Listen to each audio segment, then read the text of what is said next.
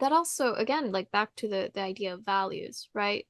Putting ourselves Mm, in that spot of I'm a channel, kind of like I said, how you said, I'm an oracle. I'm a channel for mm-hmm, this image or this message that will resonate with specific people who will, want a part of that. Either they'll buy a print, they'll want to meet me, they'll want to talk to me because they saw themselves in it, right? And I had a beautiful conversation with Tina Garrett about this last week where we talked mm-hmm, about that.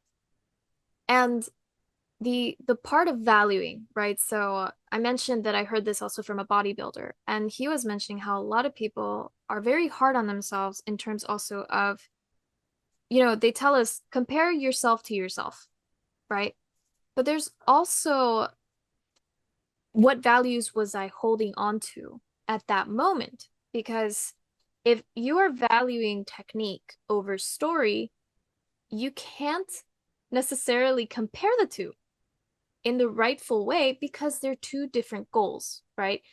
If my goal before was I mm-hmm. want to hone my craft, I want to push it to the next level, that's very different from I just want to explore a story or I want to play with value. I want to play with this.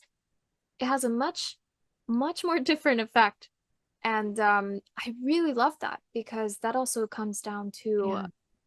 comparing like your student work, right? When you're just learning compared to your professional work. And of course, your professional work Mm-hmm. has a lot more stuff that goes into it. It has like color composition and then actual composition of the figures. If you're doing figural stuff, it comes down to a lot more Mm-hmm. elements than just mere technique. So, not comparing yourself to yourself in the past anymore, but deciding what values do I hold now that resonate deeper with me than what I was doing before. Because sure, maybe in the past, oh, I'm loving this technique stuff, just doing technique. And then it gets a little Mm-hmm. boring. And that's again, you're stuck in that comfort zone. Yeah. So I'm going to bring up one of Clint's last week's article. I think I want to say he said something. He said, um, the most exciting place for an artist or for a writer or for anybody, it's when you're dancing on that line of incompetency. So you're growing, so you're pushing yourself to try something new, do something different. It's that discomfort.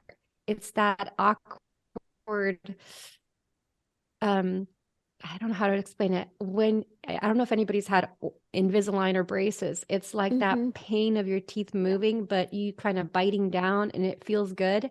That Mm-hmm. discomfort and that comfort is the happy place for artists because we're constantly, you know, um, and on that line of incompetency. So you figure out what you're not, you've never done it, and that's where you're always pushing yourself. If you always aim for that, but as a result, you, like you said, you can't compare yourself to yourself.